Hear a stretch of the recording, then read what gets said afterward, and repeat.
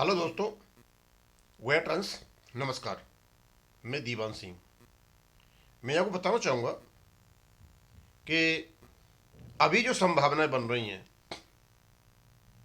Out of court settlement की, ये मैं नहीं कह रहा, क्योंकि जो ग्राउंड रियलिटी है वो उधर उसी ओर एक इशारा कर रही है।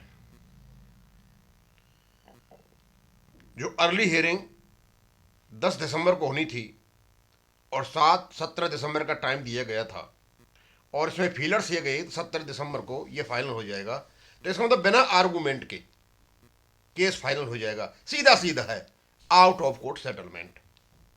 उसकी जो आधार सलाह भी रखी हुई है, क्योंकि आईवीए ने कहा कि सुप्रीम कोर्ट में अपडेशन कमेटी की जो रिपोर्ट थी वहां दे दी है, ऐसा संसद में भी कहा गया। और ये जो जल्दीबाजी होने लगी कि जल्दी हो जाएगा, भाई आर्गूमेंट में तो टाइम लगता है ना। वकील आर्गूमेंट करते हैं, फिर तारीख मिलती है, आर्गूमेंट करते हैं, फिर तारीख चलती जाती है, आज चलती जाती है। अब अचानक 10 से 17 में सारा कुछ हो जाएगा, तो ये मतलब आउट ऑफ कोर्ट सेटलमेंट है, सीधा सीधा। अब इनके पास विकल्प भी यही है आउट ऑफ कोर्ट सेटलमेंट का, कि आरबीआई फॉर्मूला। अब ये जो आरबीआई फॉर्मूला पे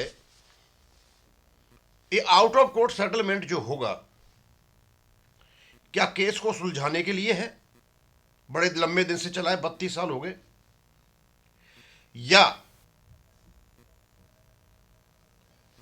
रेगुलेशन के प्रभाव से बचने के लिए किया जा रहा है? यदि रेगुलेशन के अनुसार पेंशन अपडेशन किया जाता है तो वो 1995 से उसके बाद होना शुरू हो जाता है, और बहुत बड़ा उसका खर्चा भी आता है, और उसके कॉम्प्लिकेशंस भी बहुत बहुत बड़े हैं। और वहां से होता है तो ये जो 16-17 साल से पिटीशन लड़ रहे हैं सिंगला साहब केस के साथ में, उनको भी फायदा होता है। आउट ऑफ कोर्ट यदि जो फैसला होता है तो सीधा सीधा मतलब है कि ये प्रोस्पेक्टिवली होगा, यानी जिस डेट से लागू करेंगे उसी डेट से लागू होगा, पीछे से नहीं होगा। तो पीछे वालों का क्या होगा? या ये जो बैंक पेंशन ऑपरेशन का जो केस है, ये सरकार के लिए एक गले की फांस बना हुआ है, क्योंकि सोशल मीडिया बहुत चर्चित हो रहा है, और सीधा सीधा आर्टिकल 14, 21 और 30, 100 का उल्लंघन है, जो हो नहीं सकता। आखिरकार 21 से लेकर के, यानी 21 जनवरी के बाद, लगभग एक महीने बाद क्या स्वरूप इसका होगा, क्या नहीं होगा, वो तो कोई पता नहीं। और एक कारण यह भी हो सकता है आउट ऑफ कोर्ट सेटलमेंट का, कि आईबीए ने जो झूठा हलफनामा दिया है, हालांकि दिया तो वहां के एचआर मैनेजर ने है, सीनियर एचआर मैनेजर शर्मा साहब है कोई, और यदि एक्शन होता है तो भी उन्हीं पर होगा, लेकिन बदनाम आईबीए होगा। जब बदनाम आईबीए होगा तो यूएफपीओ का तो कुछ बिगड़ता नहीं है, वो तो आराम से किनारे पर बैठ के तमाशा देखेंगे। इन सब चीजों से बचने के लिए ये आउट ऑफ कोर्ट सेटलमेंट इसलिए हो रहा है, क्योंकि अर्ली हियरिंग का जो मैटर है, भाई ये अर्ली हियरिंग का मैटर तो पहले भी आ सकता था, ये पहले क्यों नहीं आया, अभी क्यों आया?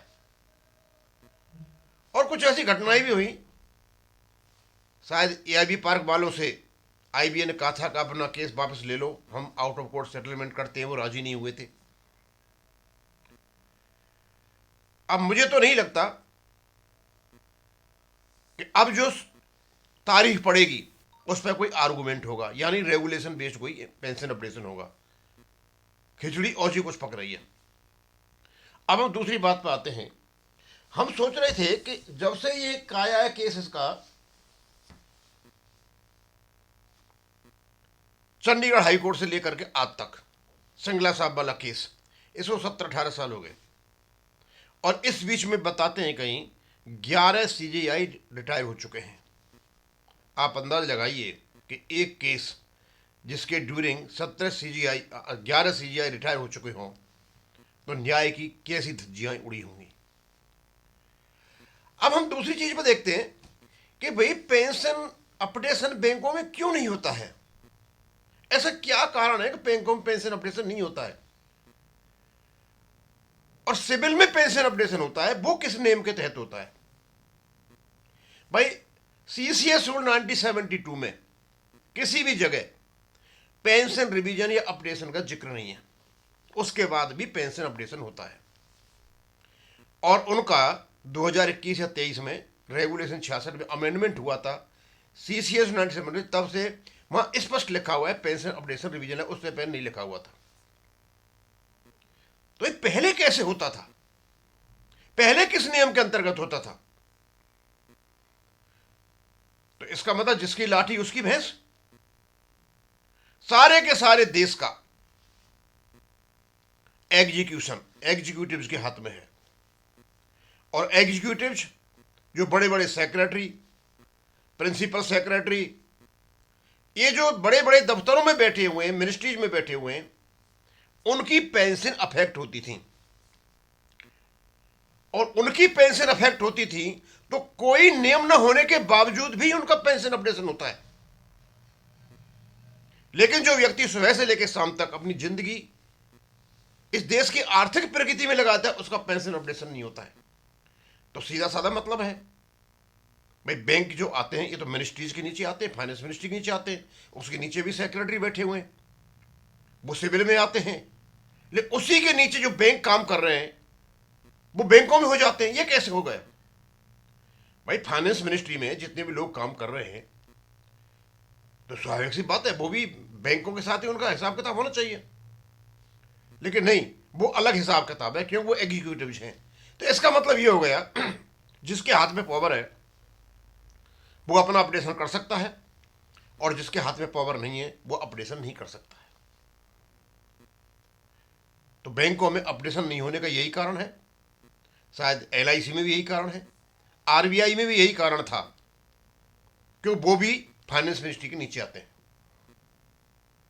लेकिन वो अपना प्रभाव समझ लीजिए या अपना असर समझ लीजिए, कैसे भी करके वो अपना काम निकाल ले गए और अपना पेंशन अपडेशन करा गए 2019 से। अब मेरे तो ये समझ में नहीं आता कि बैंकों का पेंशन अपडेशन हो क्यों नहीं रहा है, ये रुका क्यों पड़ा हुआ है, आखिरकार इतना समय क्यों हो गया? अकेले इसमें एग्जीक्यूटिव दोषी नहीं है, सबसे ज्यादा ये दोष है तो इसमें कोर्ट्स का है। आखिरकार एक पेंशन अपडेशन का मैटर जो बुजुर्ग सीनियर लोगों से संबंधित है, जिसमें सीधे सीधे आर्टिकल 14 और 21 का और 1300A का उल्लंघन होता है, वो कोर्ट के परिसर में अब तक क्यों पड़ा रहा? और अब आकर के ऐसा क्या हो गया कि इससे ये छुटकारा पाना चाहते हैं? अब कुछ न कुछ तो हुआ होगा, या फिर सीजीआई साहब ने कहा है कि भाई जो केस पीछे के पड़े पेंडिंग उनको निकालो। लेकिन कम से कम जो केस राइट टू लाइफ से संबंधित हैं, किसी की हेल्थ पॉलिसी चाहिए, किसी का जीने के आधार का आधार बना हुआ है, वो केस तो पहले हो जाना चाहिए था। दे न दे वो अलग बात है, आपको लगता है बनता है दें, नहीं बनता है न दें, क्लियर करें, लेकिन तारीख पर तारीख देने से कोर्ट का क्या मतलब निकलता है? अब लोगों का सीजीआई साहब के पास रिक्वेस्ट भी जा रहा है, लेटर भी जा रहे हैं, कई प्रकार की बातें हो रही हैं, पढ़ते भी होंगे वो, उनको देखते भी होंगे। हाँ, प्रेशर है, हम मानते हैं इस बात को, लेकिन उससे निकल करके हम बाहर जब आते हैं अपने लोगों के पास, अब अपने लोग तो सबसे ज्यादा यूएफपीयू वाले हैं। भाई इनका क्या रोल रहा अब तक? पेंशन अपने होता या नहीं होता कोई बात नहीं है, कोई बात नहीं है, लेकिन यार कुछ तो करते। आईबीए के साथ मिलकर के आप लोगों ने जो कुछ भी किया है, आने वाले लोग आने वाले दिनों में कोई आपको फूलमाला तो पहनाएंगे नहीं, कहेंगे तो यही कि भाई आप लोगों ने गलत किया। और सबसे बड़ी बात, डॉग एंड कैट्स फाइट होता है इनको अपना पोजीशन संभालने में, जगह जगह लड़ाई हो रही है, मैं बनूंगा जनरल सेक्रेटरी, मैं बनूंगा प्रेसिडेंट। अरे भाई क्या करोगे तुम बन करके? खूब बनो, कौन मना करता है? तुम पलते पुलते तो हमारी कंट्रीब्यूशन से हो, लेकिन दूसरा उनका भी सोच लो जिसका तुम कंट्रीब्यूशन लेते हो, ये सिर्फ अपनी पब्लिसिटी के लिए करते रहते हो। अभी हम देखते हैं कि क्या और किस प्रकार से ये आता है। मुझे तो ऐसा लगता है सोची समझी चाल के तहत बैंकों का पेंशन अपडेशन नहीं हो रहा है, ये रोका जा रहा है। अब रोकने के लिए तो मैंने वीडियो बना भी दिया था कि 2015 में हमारे ही लोगों ने इसको रोकने की कोशिश की थी।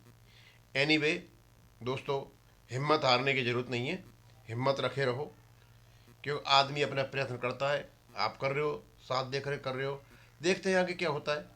Late us see. Thank you, धन्यवाद।